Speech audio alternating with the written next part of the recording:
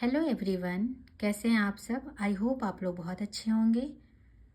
आज की इस वीडियो में मैं साइंस बीपीएससी टीआरई 3, 4 और यूपी टेट के लिए साइंस का टेस्ट सीरीज करा रही हूँ।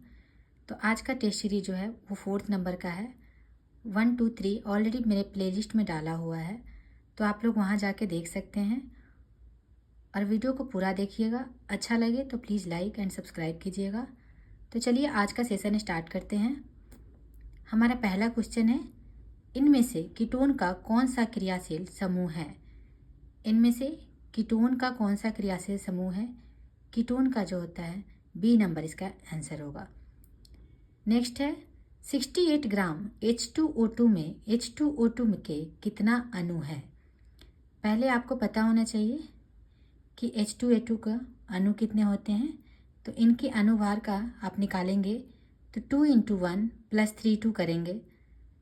हाइड्रोजन का 1 होता है और ऑक्सीजन का 16 होता है।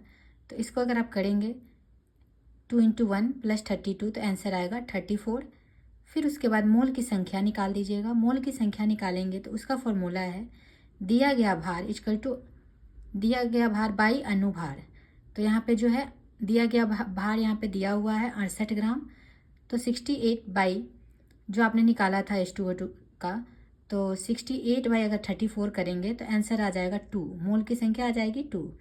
तो फिर H2A2 के अणु निकाल लेंगे तो H2A2 के अणु हो जाएंगे 2 × एवोगाड्रो नंबर। और आपको पता है जैसे एवोगाड्रो नंबर होता है 6.022 × 10⁻23। तो फिर इसको सॉल्व करेंगे तो इसका आंसर हो जाएगा बी 12.044 × 10⁻23। नेक्स्ट क्वेश्चन है, इसमें से सर्वाधिक अणु किसमें हैं। इस ऑप्शन में सर्वाधिक अणु किसमें हैं, तो इसका आंसर होगा H2O। इसके फॉर्मूला जो मैंने ऊपर बताया सेम वही है। आपको पता होना चाहिए H2O का अनुभार कितना होता है। H2O का अनुभार होता है 18। नेक्स्ट क्वेश्चन है, जब किसी पिंड को भूमध्य रेखा से ध्रुवों की ओर ले जाया जाता है तो इसका भार। जब किसी पिंड को भूमध्य रेखा से ध्रुवों की ओर ले जाया जाता है तो इसका भार जो है वो बढ़ने लगता है। आंसर होगा बी, बढ़ता है। नेक्स्ट है, 2 ओम, 4 ओम, 1 ओम और 100 ओम का उपयोग करके प्राप्त न्यूनतम प्रतिरोध है। इसका फॉर्मूला हो जाएगा 1/R = 1/R1 + 1/R2 + 1/R3 + 1/R4। और यहाँ पे सारे दिए हुए हैं तो आप इनको सॉल्व करेंगे। सॉल्व करने के बाद इसका आंसर हो जाएगा > 1 ओम। सी नंबर इसका आंसर होगा। नेक्स्ट है, यदि 125 हर्ट्ज आवृत्ति की ध्वनि तरंग की लंबाई 2 मीटर है, 100 हर्ट्ज आवृत्ति की ध्वनि तरंग की लंबाई मीटर में क्या होगी। तो इसका फॉर्मूला निकालेंगे। इसका फॉर्मूला हो जाएगा डेल्टा = 125 × 2/100। और उसके बाद सॉल्व करने के बाद इसमें आंसर आ जाएगा 2.5 मीटर। आंसर होगा डी। नेक्स्ट है, एक वास्तविक गैस एक आदर्श गैस की भांति व्यवहार करती है यदि इसके एक वास्तविक गैस जो है एक आदर्श गैस की भांति व्यवहार कर रही है जब इसके दाब निम्न हो और तथा ताप उच्च होगा तो ये आदर्श गैस की तरह व्यवहार करेगा। डी नंबर इसका आंसर होगा।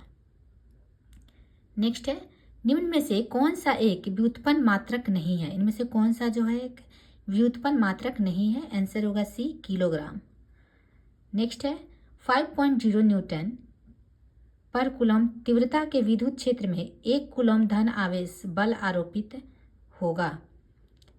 इसका आंसर जाएगा सी, 5.0 न्यूटन।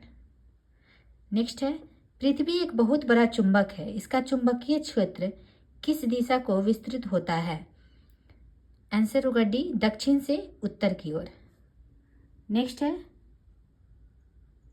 लोहे के टुकड़े की भार मिट्टी के तेल की अपेक्षा पानी में लोहे के टुकड़े का भार मिट्टी के तेल की अपेक्षा पानी में कम होता है। आंसर होगा बी, कम होता है। नेक्स्ट है, किसी अवतल दर्पण की फोकस दूरी निम्नलिखित में से किस पर निर्भर करती है। किसी अवतल दर्पण की फोकस दूरी किस पे निर्भर करती है? आंसर होगा ए, वक्रता त्रिज्या पर। नेक्स्ट है, एक पिंड को ऊपर की ओर ए त्वरण से फेंकने पर इसका प्रभावी त्वरण क्या होगा? आंसर होगा सी, ए माइनस जी। नेक्स्ट क्वेश्चन है, यदि एक वस्तु का ताप 140 डिग्री फ़ारेनहाइट है तब इसका ताप सेंटीग्रेड में क्या होगा? इसका फॉर्मूला होता है, अगर आपको निकालना है तो इसका फॉर्मूला आप नोट कर लीजिए, C/5 is equal to F minus 32/9, जिसमें F ऑलरेडी दिया हुआ है 140 डिग्री F। तो आप C/5 इजकल टू 140 माइनस 32/9 करेंगे और इसको सॉल्व करेंगे तो आंसर आ जाएगा 60 degree Celsius. D number answer होगा। नेक्स्ट है, पीएच पेपर पर तरल नमूने की एक बूंद डाली गई। यह देखा गया कि पीएच पेपर का रंग नीला हो जाता है। तरल नमूना है, इसमें से तरल नमूना कौन सा है इस ऑप्शन में से? आंसर होगा सी, सोडियम बाइकार्बोनेट का घोल। नेक्स्ट है, निम्न अणुओं में से किसमें सहसंयोजक बंध होते हैं? इनमें से किसमें जो है सहसंयोजक बंध होते हैं? आंसर होगा सी, C6H6। नेक्स्ट है, निम्नलिखित में से अल्काइन कौन है?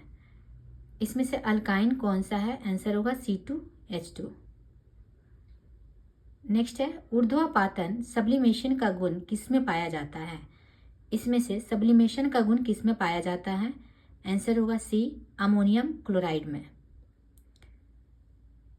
एल्कीन श्रेणी का प्रथम सदस्य कौन है? एल्कीन श्रेणी का जो है प्रथम सदस्य कौन होता है? आंसर होगा सी, एथिलीन। नेक्स्ट है, HCl, HI, HBr, HF अम्लों का उनकी बढ़ती अपचायक क्षमता का सही क्रम क्या होगा? तो इसका आंसर होगा सी, सबसे ज़्यादा होगा फ्लोरीन, फिर क्लोरीन, फिर ब्रोमीन, फिर आयोडीन में। इसका आंसर हो जाएगा सी। नेक्स्ट क्वेश्चन है, चूना पत्थर का सूत्र क्या है? चूना पत्थर का फॉर्मूला क्या होता है? आंसर होगा सी, MgCO3.CaCO3। नेक्स्ट है, CH3CH2COOH का IUPAC नाम क्या है?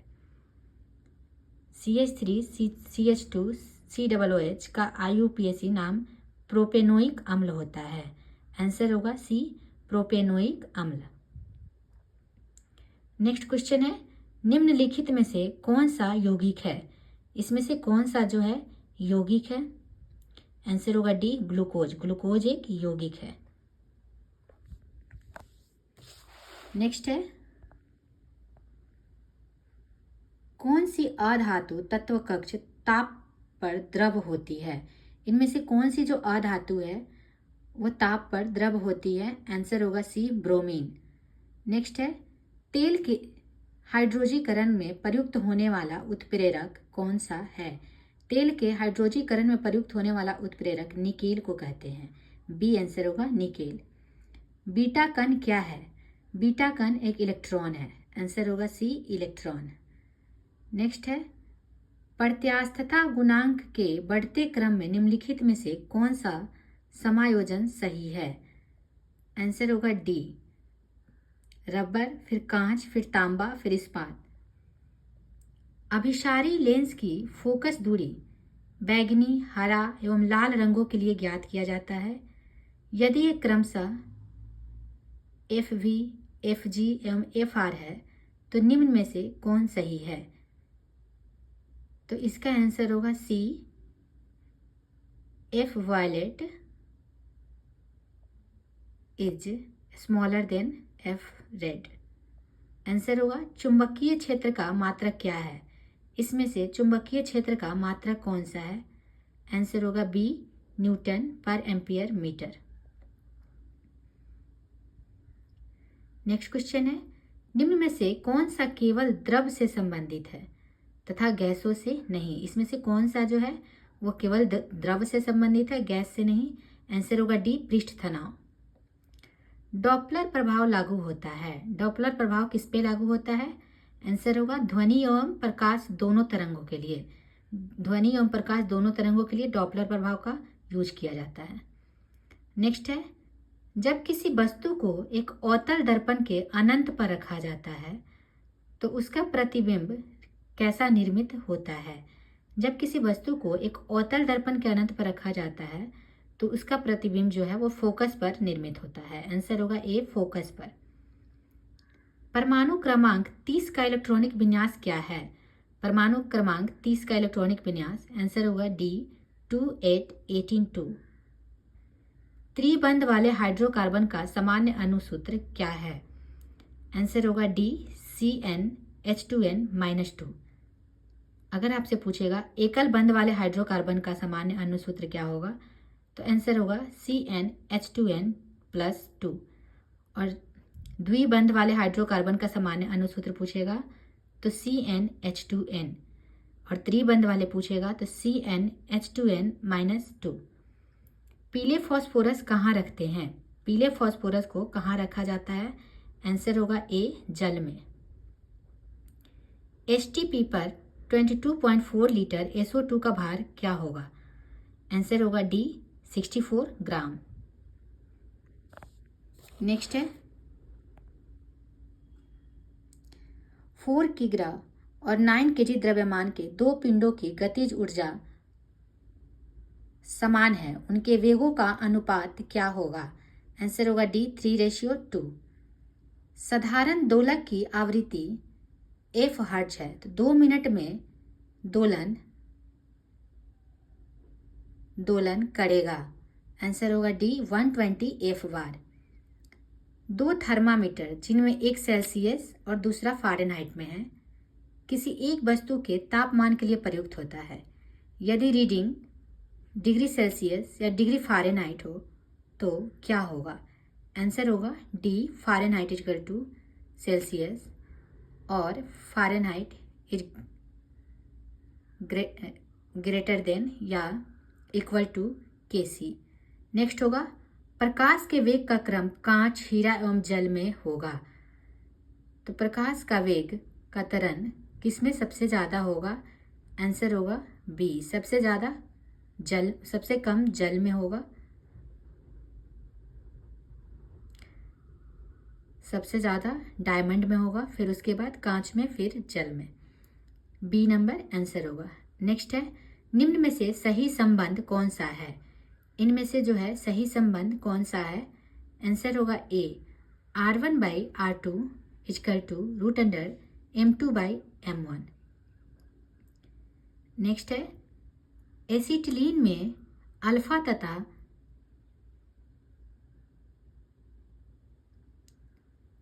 पाई बंध की संख्या क्या होगी। एसिटिलीन में अल्फा तथा पाई बंध की संख्या क्या होती है।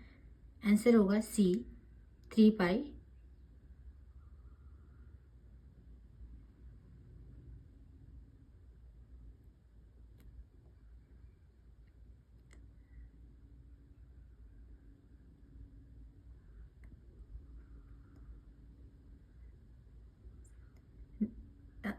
नेक्स्ट है 42, एसिटिलीन में अल्फा तथा पाई बंध की संख्या क्या होगी। आंसर होगा 3π, 3 अल्फा और 2π। नेक्स्ट है, KMnO4 में मैग्नीज की ऑक्सीकरण संख्या क्या है। इसमें से मैग्नीज की जो है ऑक्सीकरण संख्या कितनी होगी। आंसर होगा A, +7। नेक्स्ट है, निम्नलिखित में से कौन उपधातु है। इनमें से कौन सा जो है उपधातु है। आंसर होगा सी, आर्सेनिक। आर्सेनिक जो है उपधातु है। सोडियम, अल्मुनियम, सल्फर ये सारे जो है धातु है। नेक्स्ट है, अल्मुनियम का मूल अवस्था में सही इलेक्ट्रॉनिक विन्यास क्या है। अल्मुनियम का जो है परमाणु क्रमांक 13 होता है और इसके सही विन्यास होते हैं 283। आंसर होगा ए, 283। नेक्स्ट क्वेश्चन है, सही कथन को पहचानिए। आंसर होगा डी, गतिक घर्षण गुणांक स्थैतिक घर्षण गुणांक से कम होता है। सबसे ज़्यादा जो है घर्षण वो होता है स्थैतिक में, फिर होता है गतिक में, फिर होता है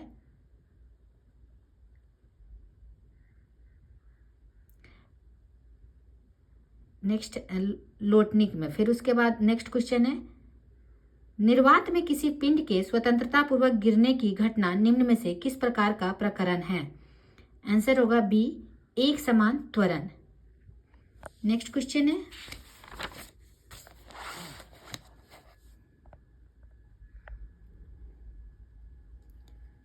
एक तार का प्रतिरोध 10 ओम है, उसकी लंबाई को खींचकर 10% की वृद्धि की जाती है, तो इसका नया प्रतिरोध जो है वो क्या होगा? आंसर होगा ए, 12 ओम। नेक्स्ट क्वेश्चन है, निम्न में से सबसे दुर्बल क्षार कौन सा है?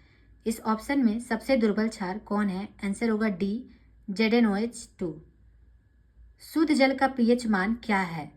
शुद्ध जल का जो है पीएच मान कितना होता है? आंसर होगा बी, 7। शुद्ध जल का पीएच मान 7 होता है। नेक्स्ट है, दलहन पौधों की जड़ों की गांठों में पाया जाने वाला बैक्टीरिया किसका निर्माण करता है? दलहन पौधों के जड़ों की गांठों में पाया जाने वाला बैक्टीरिया नाइट्रोजन से नाइट्रेट का निर्माण करता है। आंसर होगा बी, नाइट्रोजन से नाइट्रेट का। नेक्स्ट है, इसका आयुपीओसी नाम क्या है? तो इसका आंसर होगा बी, 4-chloro-2-methyl-pentane। नेक्स्ट है, प्रोटॉन क्या है? प्रोटॉन क्या होते हैं? आंसर होगा सी, धनावेशित कण। नेक्स्ट क्वेश्चन है, निम्नलिखित में से कौन एक वैद्युत संयोजी बंध होते हैं? इनमें से कौन से जो है एक वैद्युत संयोजी बंध है? आंसर होगा डी, मैग्नीशियम क्लोराइड। नेक्स्ट है, 1s2, 2s2, 2p6, 3s2 electronic विन्यास वाला तत्व क्या होगा? आंसर होगा ए, धातु। क्षारीय विलयन का मान पीएच क्या होता है? क्षारीय विलयन का पीएच मान क्या होता है? आंसर होगा 7 से अधिक। और अगर पूछे अम्लीय विलयन का पीएच मान कितने होते हैं, तो आंसर होगा 7 से कम। और न्यूट्रल का पूछे तो होगा पीएच मान 7। नेक्स्ट है, साबुनीकरण की प्रक्रिया में उपोत्पाद के रूप में क्या प्राप्त होता है? साबुनीकरण की प्रक्रिया में उपोत्पाद के रूप में ग्लिसरॉल प्राप्त होता है। आंसर होगा बी, ग्लिसरॉल। हरा कशिश का अनुसूत्र क्या है? हरा कशिश का जो है अनुसूत्र क्या होता है? आंसर होगा ए, FeSO4.7H2O। नेक्स्ट है, CO2 में प्रोटॉनों की संख्या क्या है? CO2 में प्रोटॉन की संख्या 22 होती है। आंसर होगा बी, 22। नेक्स्ट है, एक समान वृत्तीय गति करने वाले किसी कण के लिए निम्न में से अशुद्ध कथन का चयन कीजिए। इसमें से कौन सा जो है गलत है? ऑप्शन है, कण के वेग का परिमाण नियत रहता है, ये बिल्कुल सही है। कण का जो है चाल का परिणाम बिल्कुल नियत रहता है। कण का वेग त्रिज्या सदिश के लंबवत बना रहता है, ये भी सही है। कण की गति के साथ साथ त्वरण की दिशा परिवर्तित होती रहती है, ये भी सही है। त्वरण का परिमाण नियत नहीं रहता है, ये गलत है, क्योंकि त्वरण का परिमाण जो है वो बिल्कुल नियत रहता है। आंसर होगा डी, त्वरण का परिमाण नियत नहीं रहता है, ये गलत है। नेक्स्ट क्वेश्चन है,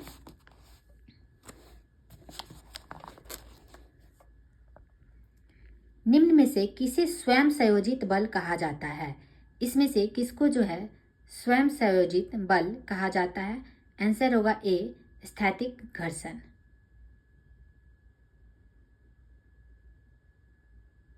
नेक्स्ट है, एक उत्तल लेंस के प्रधान अक्ष पर प्रकाश केंद्र से 50 सेंटीमीटर की पर रखे बिंब का काल्पनिक प्रतिबिंब लेंस से 25 सेंटीमीटर की दूरी पर बनता है।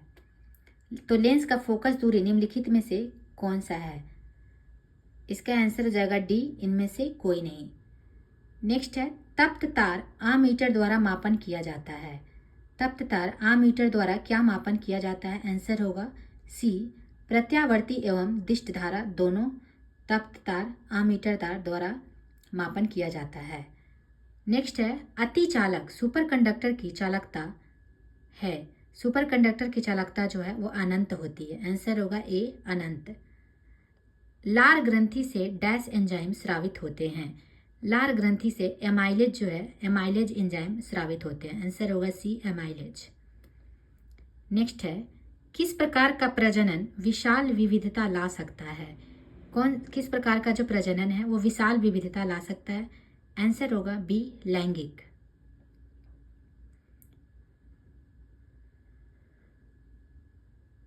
एंजियोस्पर्म के प्रजनन भाग डैश में स्थित होते हैं। एंजियोस्पर्म का जो प्रजनन भाग होते हैं वो पुष्प में स्थित होते हैं। आंसर होगा बी पुष्प। पौधों में फ्लोएम का कार्य क्या है? पौधों में फ्लोएम का जो कार्य होता है वो भोजन का परिवहन करना होता है। और अगर आपसे पूछे पौधों में जाइलम का क्या कार्य है तो इसका आंसर होगा जल का परिवहन। नेक्स्ट है, डैश का घेरा गले में मौजूद होता है ताकि यह सुनिश्चित किया जा सके कि वायु मार्ग को नुकसान न पहुंचा सके। आंसर होगा बी उपास्थि। नेक्स्ट है, निम्न में से क्या अंडप के उपस्थित होता है? इनमें से क्या जो है वो अंडप में उपस्थित होता है? आंसर होगा बी अंडाणु। नेक्स्ट क्वेश्चन है, पौधों में डैश अवशोषण और ऊपरी गतिविधि में जड़ों से पत्तियों तक पानी और खनिजों के संचरण में मदद करता है। आंसर होगा बी वाष्पोत्सर्जन। नेक्स्ट क्वेश्चन है, निम्नलिखित में से कौन सा एक कोशिकीय हरित शैवाल है? इनमें से कौन सा जो है एक कोशिकीय मीन्स यूनिसेलुलर हरित शैवाल है? आंसर होगा सी क्लेमाइडोमोनास। नेक्स्ट क्वेश्चन है,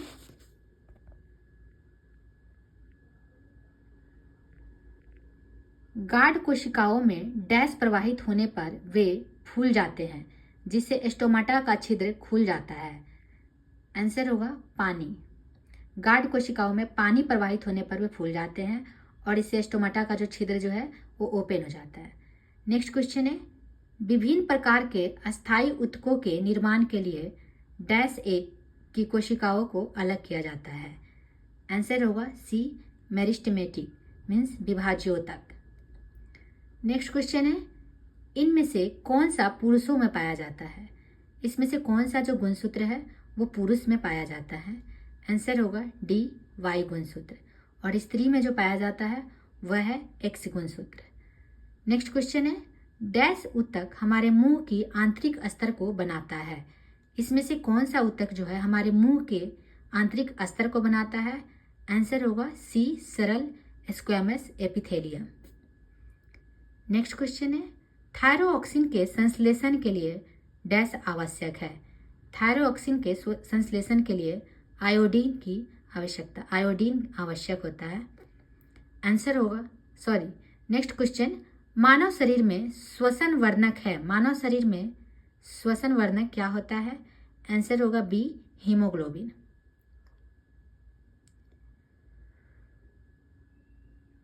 नेक्स्ट क्वेश्चन है, मानव रक्त में सबसे बड़ी कणिकाएं डैश है। मानव रक्त में सबसे बड़ी कणिकाएं क्या होती है? आंसर होगा श्वेत कोशिकाएं। मनुष्य के गुर्दे के निस्यंदन की इकाइयों को क्या कहते हैं? मनुष्य के गुर्दे के निस्यंदन की इकाइयों को नेफ्रॉन्स कहते हैं। आंसर होगा सी नेफ्रॉन्स। नेक्स्ट है, स्वैच्छिक मांसपेशियां डैश में विद्यमान होती है। स्वैच्छिक मांसपेशियां जो है वो हाथ में विद्यमान होती है। नेक्स्ट क्वेश्चन है, नलिकाएं जिसमें जल संवहन की महत्वपूर्ण कोशिकाएं हैं। आंसर होगा बी आवृत्त बीजी। नेक्स्ट है, डैश मांसपेशी और अस्थि दोनों को जोड़ता है। इसमें से कौन सा जो है वो मांसपेशी और अस्थि दोनों को जोड़ता है? आंसर होगा टेंडन्स। और अगर आपसे पूछे हड्डी को हड्डी से जोड़ता है तो आंसर होगा लिगामेंट। नेक्स्ट है, निम्नलिखित में से कौन सा संवहनी तंत्र के बारे में सच नहीं है? इनमें से कौन सा ऑप्शन जो है वो संवहनी तंत्र के बारे में सच नहीं है? ऑप्शन है रक्त सफेद या लाल संवहनी संयोजित ऊतक है, ये बिल्कुल सच है। संवहनी तंत्र शरीर का वजन लगभग 7 to 8% बनाता है, ये भी सही है। एक वयस्क व्यक्ति में लगभग 6.8 लीटर रक्त होता है, ये गलत है। मानव आरबीसी का जीवन काल 115 से 120 दिन होते हैं, ये भी सही है। आंसर होगा सी। नेक्स्ट है, पुरस्थ ग्रंथि से होने वाला स्राव में डैश में प्रवेश करता है। आंसर होगा ए मूत्र मार्ग में। पीजी F1 में दिखाई देने वाला लक्षण क्या है? F1 में दिखाई देने वाला लक्षण, आंसर होगा बी प्रबलता। नेक्स्ट क्वेश्चन है, निम्नलिखित में से कौन से पौधे थैलोफाइटा समूह से संबंधित नहीं है? इसमें से कौन से पौधे जो है वो थैलोफाइटा समूह से संबंधित नहीं है? आंसर होगा ए मार्सिलिया, क्योंकि मार्सिलिया जो है वो ब्रायोफाइटा समूह से संबंधित होता है।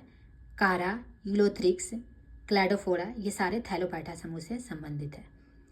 रूट टिप या सूट टिप में कौन सा ऊतक पाया जाता है? रूट टिप या सूट टिप में विभाज्योतक ऊतक पाया जाता है। आंसर होगा सी विभाज्योतक ऊतक। नेक्स्ट है, मटर के पौधे में डैश कैरेक्टर रिसेसिव होते हैं। मटर के पौधे में झुर्रीदार बीज वाला कैरेक्टर जो है वो रिसेसिव होते हैं। आंसर होगा ए झुर्रीदार बीज। नेक्स्ट है, डैश में प्रत्येक कार्बन परमाणु 4 अन्य कार्बन परमाणुओं से बंधे होते हैं जो एक दृढ़ त्रिआयामी संरचना का निर्माण करते हैं। आंसर होगा ए डायमंड। नेक्स्ट है, डैश कदाचित जानवरों का सबसे बड़ा समूह है। इसमें से कौन सा ऑप्शन जो है वो जानवरों का सबसे बड़ा समूह कहलाता है? आंसर होगा डी ऑर्थोपोडा।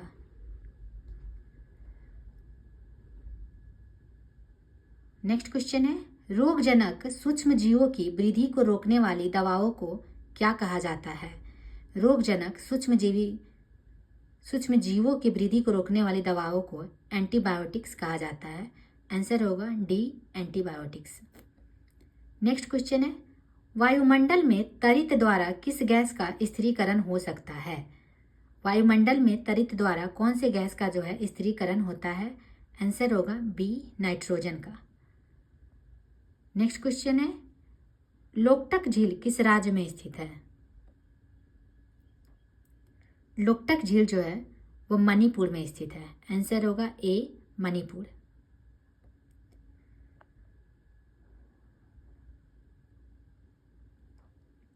नेक्स्ट क्वेश्चन है, हिमालय पर्वतमाला को किसमें विभाजित किया जाता है?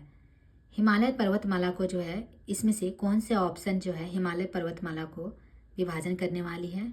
आंसर होगा बी हिमाचल, हिमाद्री और शिवालिक। नेक्स्ट क्वेश्चन है, भारतीय जंगली गधे कहाँ पाए जाते हैं? भारतीय जंगली गधे जो है वो सबसे ज़्यादा कहाँ पाए जाते हैं? आंसर होगा गुजरात। नेक्स्ट क्वेश्चन है, इनमें से कौन सा विकल्प दुर्बलता मंडल की स्थिति को दर्शाता है? इनमें से कौन सा जो ऑप्शन है वो दुर्बलता मंडल की स्थिति को दर्शाता है? आंसर होगा बी स्थल मंडल के नीचे।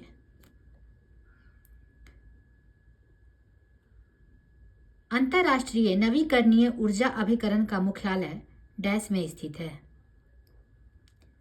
अंतर्राष्ट्रीय नवीकरणीय ऊर्जा अभिकरण का मुख्यालय कहाँ स्थित है? आंसर होगा ए अबू धाबी। अंतर्राष्ट्रीय नवीकरणीय ऊर्जा अभिकरण का मुख्यालय जो है वो अबू धाबी में स्थित है। डैश के अलावा निम्नलिखित में सभी खरीफ की फसलें हैं। इसमें से कौन सा जो है वो खरीफ की फसल नहीं है, ये पूछ रहा है। आंसर होगा डी गेहूँ। गेहूँ जो है वो रबी की फसल होती है और खरीफ की फसल होती है धान, बाजरा, रागी, मक्का, ये सारे जो है खरीफ की फसल होती है और गेहूँ जो है वो रबी की फसल होती है। रबी की फसल जो कि ठंडे में उगाया जाता है और खरीफ का जो है वो बरसात में होते हैं। लगभग जुलाई अगस्त के समय में जो खरीफ की फसलें उगाई जाती है और रबी की फसल जो है अक्टूबर नवंबर में होती है और जायद फसल गर्मियों में। जायद फसल का एग्जाम्पल होता है खीरा, ककड़ी, ये सब सारे जो हैं वो जायद फसल के एग्जाम्पल होते हैं। भारत में स्थित सुंदरवन राष्ट्रीय उद्यान डैश में स्थित सुंदरवन संरक्षित वन के निकट स्थित है। भारत में स्थित सुंदरवन राष्ट्रीय उद्यान कौन से देश में स्थित सुंदरवन संरक्षित वन के निकट स्थित है? आंसर होगा बी बांग्लादेश। बांग्लादेश के सुंदरवन के, भारत के जो सुंदरवन राष्ट्रीय उद्यान है वो बांग्लादेश के संरक्षित वन के निकट में स्थित है। तो चलिए आज का वीडियो जो है यहीं पे समाप्त करते हैं। Next video, next test series मैं जल्दी लाऊंगी। तो अगर आप लोग को ये वीडियो अच्छा लगा होगा तो प्लीज़ लाइक एंड सब्सक्राइब कीजिएगा और शेयर भी कीजिएगा, और मेरे चैनल को प्लीज़ सपोर्ट कीजिएगा। तो चलिए यहीं पे समाप्त करते हैं। Thank you very much.